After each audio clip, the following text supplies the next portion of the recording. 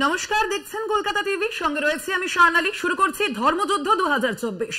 আজ দেশের সঙ্গে সঙ্গে রাজ্যের তিনটি যে লোকসভা কেন্দ্র রয়েছে, অর্থাৎ জলপাইগুড়ি, কোচবিহার এবং আলিপুরদুয়ার, এই তিনটি কেন্দ্রে রয়েছে লোকসভা নির্বাচন এবং অবশ্যই সেই দিকে আমাদের সকাল থেকেই নজর রয়েছে। তার পাশাপাশি আপনাদের জানিয়ে রাখি, কোচবিহারে বিজেপি পোলিং এজেন্টকে বুথে ঢুকতে বাধা দেওয়ার অভিযোগ উঠেছে তৃণমূলের বিরুদ্ধে।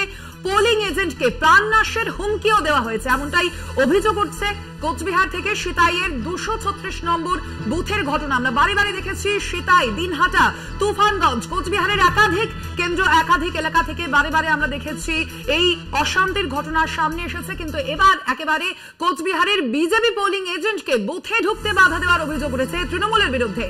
পোলিং এজেন্টকে প্রাণনাশের হুমকিরও অভিযোগ উঠেছে। আমরা দেখে এসেছি কোচবিহার বারে বারে উত্তপ্ত হয়েছে। গতকালই আমরা দেখেছি তুফানগঞ্জ, শীতলকুচি, দিনহাটা উত্তপ্ত থেকেছে এবং আজ সকাল থেকেই বিভিন্ন ঘটনা আপনাদের সামনে বারে বারে আমরা তুলে ধরছি এবং সেখানেই কিন্তু এই কোচবিহার যে কেন্দ্র রয়েছে সেই কেন্দ্রের বিজেপি পোলিং এজেন্টকে এবার বুথে ঢুকতে বাধা দেওয়ার অভিযোগ উঠেছে তৃণমূলের বিরুদ্ধে। পোলিং এজেন্টকে প্রাণনাশের হুমকিও দেওয়া হয়েছে। আপনাদের জানিয়ে রাখি, এই কোচবিহার যে কেন্দ্র রয়েছে সেখানে আমরা প্রথম থেকেই দেখে এসেছি উদয়ন গুহ এবং নিষেধ প্রামাণিকের মধ্যে একটি দ্বন্দ্ব অবশ্যই অব্যাহত রয়েছে এবং এই ভোট শুরুর আগে পর্যন্ত কিন্তু সেই দ্বন্দ্ব অব্যাহত রয়েছে। তার পাশাপাশি আপনাদের জানিয়ে রাখি, এই যে কোচবিহার কেন্দ্র রয়েছে সেখানে কিন্তু আমরা দেখেছি যে এখানে যে তৃণমূল প্রার্থী দেওয়া হয়েছে অর্থাৎ জগদীশ চন্দ্র বর্মা বসুনিয়া, তার পাশাপাশি যে বিজেপি প্রার্থী রয়েছেন নিষেধ প্রামাণিক, তিনি কিন্তু একই সঙ্গে কেন্দ্রীয় স্বরাষ্ট্র প্রতিমন্ত্রীও। এবং অবশ্যই সেই কারণেই এই কোচবিহার যে লোকসভা কেন্দ্র রয়েছে সেই আমাদের অবশ্যই নজর রয়েছে। তার পাশাপাশি এই যে কেন্দ্র রয়েছে সেখানে বিধানসভা নির্বাচনে সেখানেও কিন্তু আমরা দেখেছি যে বিজেপি যথেষ্টই তাদের ক্ষমতা দখল করে রাখতে বিভিন্ন কেন্দ্রে সক্ষম হয়েছিল। অর্থাৎ এই যে লোকসভা কেন্দ্র রয়েছে কোচবিহার, তার যে বিভিন্ন 7টি বিধানসভা কেন্দ্র রয়েছে, সেই যে 7টি কেন্দ্র রয়েছে তার মধ্যে কিন্তু যথেষ্টই ক্ষমতা বেশিরভাগ কেন্দ্রে দখল করে রাখতে সক্ষম হয়েছিল বিজেপি এবং অবশ্যই সেই কারণেই আরো বেশি তৃণমূল এবং বিজেপির মধ্যে যে দ্বন্দ্ব, যে ক্ষমতার লড়াই, তা কিন্তু প্রকট হয়েছে। আমরা বারে বারে দেখেছি কোচবিহারে ছুটে গিয়েছেন শাসক দলের, রাজ্যের শাসক দল তৃণমূল কংগ্রেসের নেতা মন্ত্রী থেকে শুরু করে বিজেপি নেতৃত্ব, শীর্ষ নেতৃত্ব, প্রধানমন্ত্রী নরেন্দ্র মোদী, তিনিও কিন্তু বারে বারে ছুটে এসেছেন। কিন্তু এবার একেবারে কোচবিহারে বিজেপির যে পোলিং এজেন্ট তাকে কিন্তু বুথে ঢুকতে বাধা দেওয়ার অভিযোগ উঠেছে। এ বিষয়ে আমরা আরো বিস্তারিত জানবো। আমাদের সঙ্গে সরাসরি রয়েছেন আমাদের বিশেষ প্রতিনিধি কোচবিহার থেকে দীপ্তিমান ভট্টাচার্য। দীপ্তিমান, আমরা যে খবর পাচ্ছি যে এবার কিন্তু একেবারে কোচবিহারের বিজেপি পোলিং যে এজেন্ট তাকে কিন্তু বুথে ঢুকতে বাধা দেওয়ার অভিযোগ উঠেছে। ঠিক কি অভিযোগ করা হয়েছে বিজেপির তরফ থেকে? দেখো, বিজেপির তরফ থেকে এখনো পর্যন্ত কিন্তু মোট 8টা অভিযোগ করা হয়েছে সকাল থেকে। এই 8টা অভিযোগের মধ্যে সিতাই রয়েছে, শীতলকুচি রয়েছে এবং তার পাশাপাশি কিন্তু কুচবিহার দক্ষিণ বিধানসভা কেন্দ্র রয়েছে। এই 3টে জায়গা থেকে কিন্তু মূলত অভিযোগগুলো আসছে। যেই অভিযোগগুলো এসছে তার ভিতরে সব থেকে বড় অভিযোগ হলো একটু আগেই যেটা আমরা পেলাম, সেটা হলো যে সিতাই মন্ডল 1 থেকে সেখানে কিন্তু যেটা বলা হচ্ছে যে পোলিং এজেন্ট যারা রয়েছে তাদেরকে কিন্তু ভেতরে ঢুকতে দেওয়া হচ্ছে না। অর্থাৎ ভোট তারা ভেতরে ঢুকে এজেন্টরা যে বসবে সেখানে বসতে দেওয়া হচ্ছে না। তার পাশাপাশি এইমাত্র শীতলকুচিতেও একটা অভিযোগ জমা পড়েছে। অভিযোগ দেওয়া হয়েছে যে সেখানকার ভোটারদের কিন্তু ভোট দিতে অ্যালাউ করা হচ্ছে না, অর্থাৎ ভোটারদের কিন্তু ভোট গ্রহণ কেন্দ্রের আগেই তাদেরকে আটকে দেওয়া হচ্ছে। পাশাপাশি আরেকটা অভিযোগ যেটা জমা পড়েছে সেটাও সিতাই থেকেই জমা পড়েছে এবং সেখানে কিন্তু অভিযোগ এসছে যে ভোটাররা ভোট দিতে এসছে তাদেরকে ভোট গ্রহণ কেন্দ্রের বাইরে থেকেই তাদেরকে তুলে নেওয়া হচ্ছে, এজেন্টকে মারধর করা হয়েছে। মোট কিন্তু এরকম 8টা অভিযোগ কিন্তু এখনো পর্যন্ত জমা পড়েছে। প্রত্যেক জেলা শাসক বা নির্বাচনী আধিকারিক যারা রয়েছেন জেলার, অর্থাৎ ডিএম, তাদেরকে কিন্তু নির্বাচন কমিশনের পক্ষ থেকে স্পষ্ট নির্দেশিকা দেওয়া হয়েছে এবং স্পষ্টভাবে বলে দেওয়া হয়েছে প্রত্যেক ঘন্টায় ঘন্টায় কিন্তু রিপোর্ট পাঠানোর জন্য। আমরা গতকাল রাত থেকেই দেখেছিলাম কিন্তু বিভিন্ন জায়গায়, কুচবিহারের বিভিন্ন জায়গায় গন্ডগোল শুরু হয়েছিল।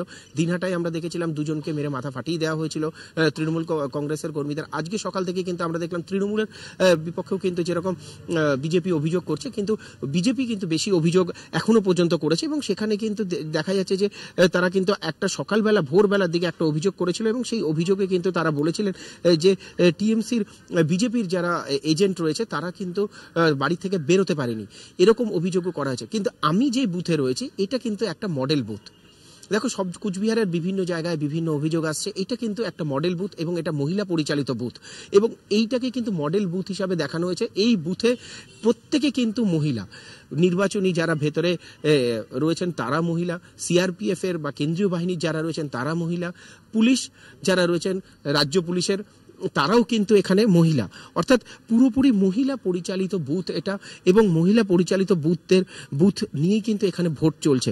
যেটা তুমি বলছিলে যে সব জায়গায় কুচবিহারের বিভিন্ন জায়গায় যে অভিযোগ উঠছে, বিভিন্ন জায়গায় যে ভোট গ্রহণ কিরকম চলছে, ভোট গ্রহণ নিয়ে অশান্তির অভিযোগ উঠছে, এই দিনহাটা, সিতাই, শীতলকুচি, এই তিনটে জায়গায় কিন্তু আমরা যখন 2021 সালের বিধানসভা দেখেছিলাম সেই সময়ও কিন্তু আমরা দেখেছিলাম যে এখানে এরকম গন্ডগোলের অভিযোগ উঠেছিল, এবং যার জন্য কিন্তু এবার যে 2046টা বুথ রয়েছে সেই 2046 বুথের মধ্যে কিন্তু 196 বুথটাকে কিন্তু স্পর্শকাতর ঘোষণা করেছে নির্বাচন কমিশন।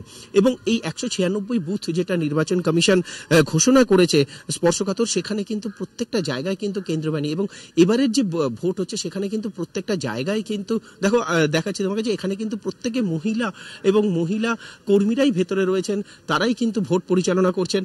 বাইরে কেন্দ্র বাহিনী যারা রয়েছেন তারাও কিন্তু মহিলা রয়েছেন, এবং ভোটের কিন্তু লাইন সকাল থেকেই আমরা দেখেছি যে বারবার প্রত্যেক দলের পক্ষ থেকে কিন্তু যে প্রচার করা হয়েছে সেই প্রচারে কিন্তু প্রত্যেক দল কিন্তু একটা জিনিসই বারবার বলেছে যে সকাল সকাল এসে ভোটটা দিন।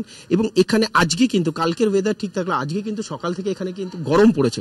সুতরাং এই গরম পড়ার জন্য কিন্তু যত সকাল হচ্ছে সকালে তাড়াতাড়ি কিন্তু সকালে চলে এসেছিলাম। আমরা দেখেছিলাম 7টা আগে থেকেই কিন্তু এখানে ভোট গ্রহণ কেন্দ্রে কিন্তু লম্বা লাইন পড়েছে, এবং প্রত্যেকে কিন্তু সকাল সকাল চলেছেন, কারণ দিন বাড়ার সঙ্গে সঙ্গে এখানে যে হারে গরম পারবে সেই জন্য কেউ কিন্তু এই রিস্কটা নিতে চাইছে না যে বেলায় আসবেন বা দুপুরের দিকে এসে তারা ভোট দেবেন। এবং আরেকটা বিষয় এখানে তো বলে রাখি, যেটা তুমি প্রশ্ন করলে যে বিভিন্ন জায়গায় যে অভিযোগগুলো উঠছে সেই অভিযোগগুলোর বেশিরভাগটাই কিন্তু এখনো পর্যন্ত কিন্তু নথিভুক্ত করা হয়েছে, এবং জেলা নির্বাচন আধিকারিক যিনি রয়েছেন অর্থাৎ ডিএম যিনি রয়েছেন তিনি প্রত্যেকটা কমপ্লেন নিচ্ছেন, এবং 1 ঘন্টা পর পর যে নির্বাচন কমিশনে অভিযোগ জানাতে বলা হয়েছে সেই অভিযোগগুলো কিন্তু তারা নথিভুক্ত করছেন। স্বর্ণালী, একেবারেই দীপ্তিমান, এবং তার পাশাপাশি অবশ্যই এটা বোঝাই যাচ্ছে কোথাও গিয়ে যে কোচবিহারে যেমন বেলা বাড়ার সঙ্গে সঙ্গে গরম বাড়ছে, তেমনই কিন্তু এই ভোটের জন্য যে রীতিমতো কিন্তু সরগরম হচ্ছে ধীরে ধীরে কোচবিহার কেন্দ্র। আপাতত ধন্যবাদ তোমাকে দীপ্তিমান।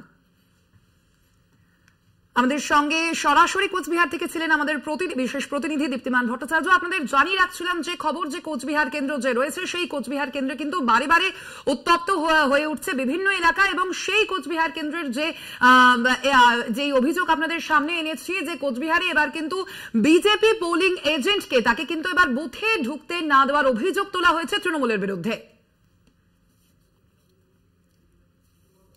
আপনাদের আবারও জানিয়ে রাখি, এর পাশাপাশি আজ কিন্তু রাজ্যের যে 3 কেন্দ্রে রয়েছে ভোট গ্রহণ, প্রথম দফার যে ভোট গ্রহণ, এই 18তম লোকসভা যে নির্বাচন সেই লোকসভা নির্বাচনের প্রথম দফার ভোট গ্রহণ পর্ব চলছে আজকে, এবং রাজ্যের 3টি যে কেন্দ্র রয়েছে অর্থাৎ কোচবিহার, আলিপুরদুয়ার এবং জলপাইগুড়ি, এই যে 3টি কেন্দ্র রয়েছে সেই 3টি কেন্দ্রে কিন্তু আজ সকাল থেকেই শুরু হয়েছে ভোট গ্রহণ প্রক্রিয়া।